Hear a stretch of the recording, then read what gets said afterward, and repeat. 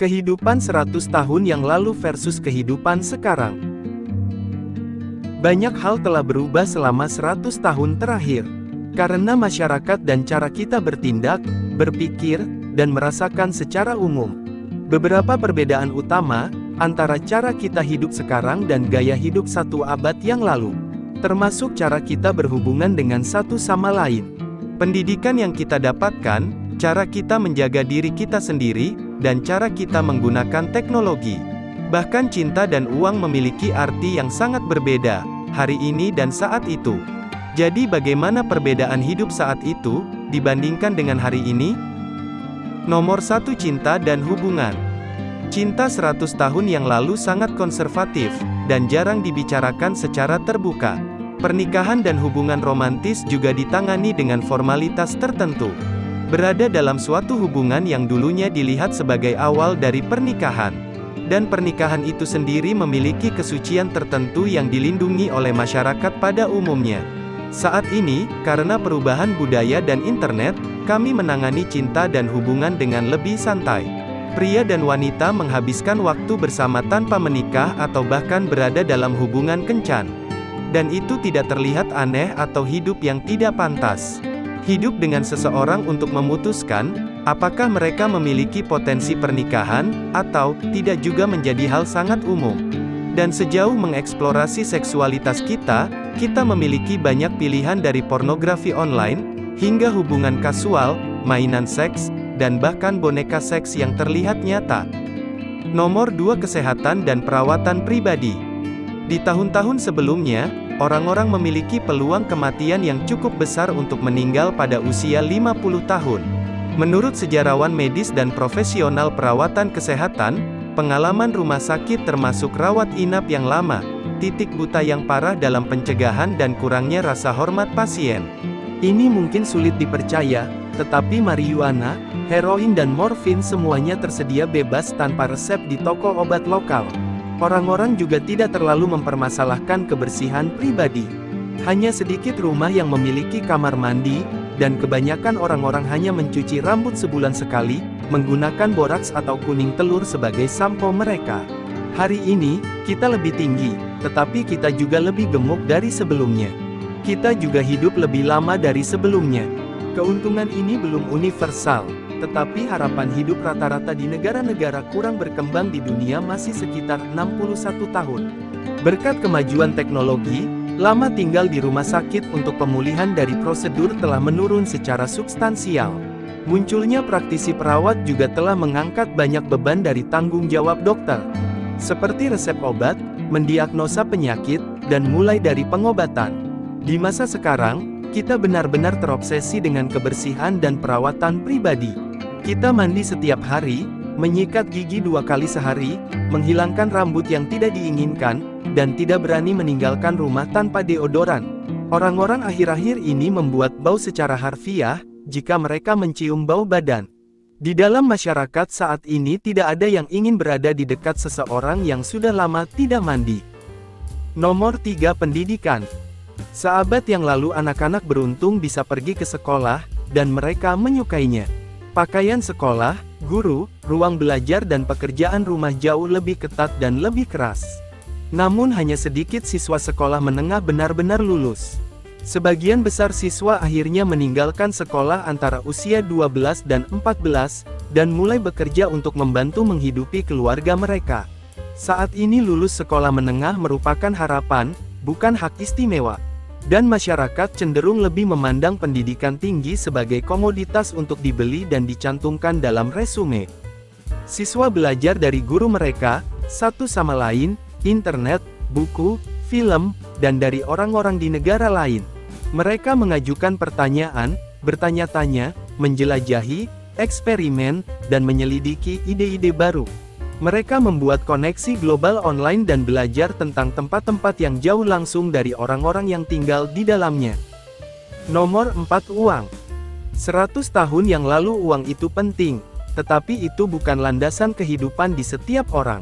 Anda bisa mendapatkan segenggam permen seharga 1 sen, 1 pon gula seharga 4 sen, dan selusin telur sekitar 14 sen. Di masa lalu, orang menghabiskan sekitar setengah dari uang mereka untuk makanan dan pakaian. Tetapi, mereka juga menyimpan barang-barang dasar, dan memiliki lebih banyak akses ke makanan segar dan bahan mentah. Sehingga mereka dapat membuat semuanya berfungsi tanpa harus menyewa profesional atau membayar tarif yang dinaikkan di setiap kesempatan. Selama 1 abad ini, inflasi pasti telah memakan korbannya. Jika setiap tahun rasanya semuanya menjadi lebih mahal, sementara porsinya semakin kecil, itu bukan imajinasi Anda. Saat ini ada jauh lebih banyak keuntungan yang dihasilkan dari segala hal, dan orang-orang bergantung pada produk manufaktur daripada sebelumnya.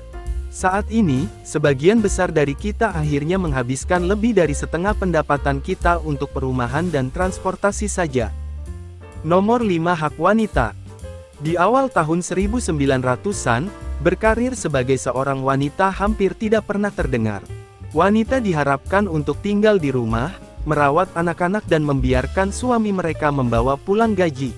Kebanyakan dari mereka didominasi oleh laki-laki di rumah, memberikan apapun yang didiktekan laki-laki. Perempuan juga dipandang sebagai jenis kelamin yang lebih lemah. Namun, selama perang, perempuan naik untuk mengisi pekerjaan laki-laki yang kosong. Tentunya, mereka diharapkan untuk kembali ke peran rumah tangga mereka, ketika laki-laki kembali dari perang, tetapi penyebabnya sudah terjadi. Satu hal yang sama-sama dimiliki perempuan 100 tahun yang lalu, dan perempuan saat ini adalah kebutuhan akan kemandirian. Dan perempuan telah membuat banyak kemajuan menuju kesetaraan di tempat kerja, serta mengadvokasi untuk pendidikan tinggi. Wanita saat ini tidak harus tinggal di rumah. Kebanyakan dari mereka keluar mencari uang, atau memiliki karir yang sukses. Wanita saat ini sama-sama didorong oleh karir seperti rekan pria mereka, dan memiliki banyak pendapat untuk disuarakan ke masyarakat. Nomor 6 Fashion. Evolusi fashion cukup menarik. 100 tahun yang lalu, celana panjang pria dikenakan dengan diborgol hingga pergelangan kaki. Dan rok naik dari panjang lantai hingga jauh di atas pergelangan kaki, dan wanita mulai memotong rambut mereka, dan mereka mengenakan sepatu dengan tumit yang menampilkan sedikit lekukan.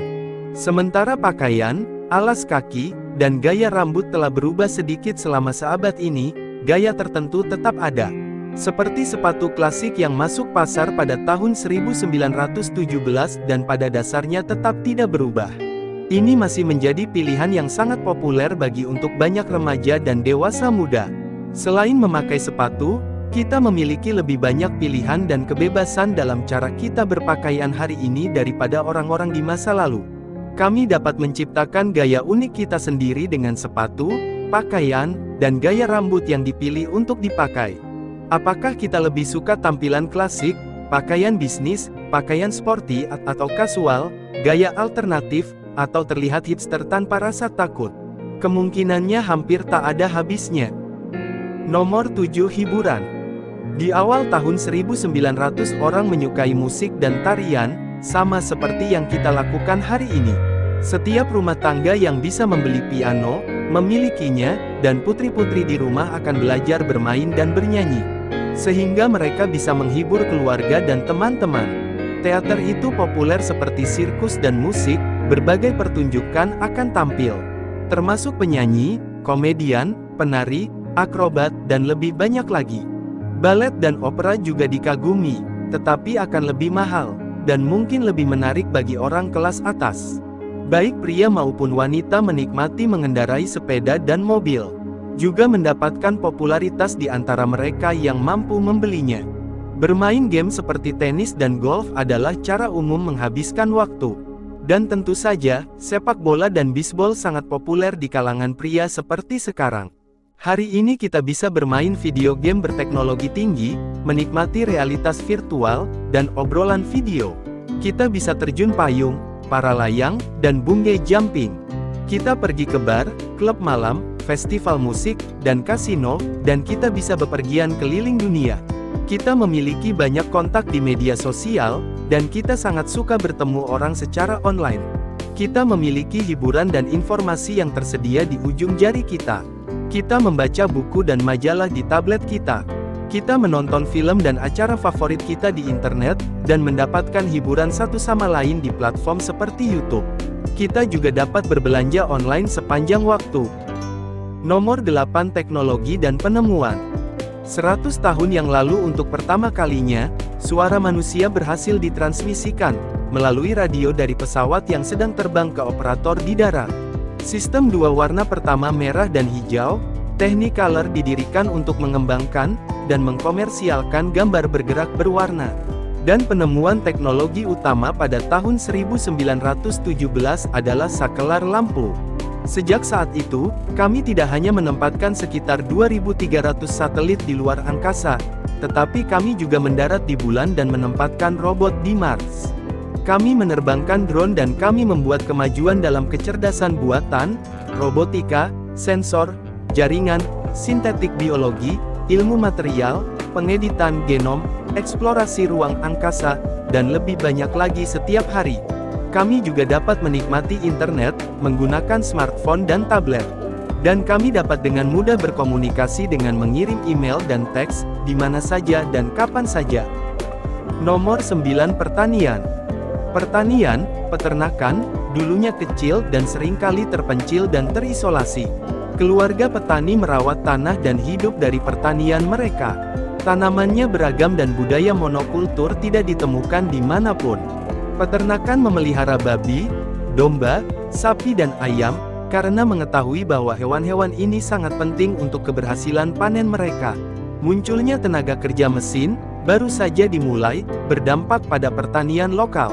Petani sering menghadapi bahaya gagal panen, kekeringan dan penyakit. Faktor-faktor ini lazim di semua pertanian, dan setiap petani tahu bahwa kerugian tidak dapat dihindari.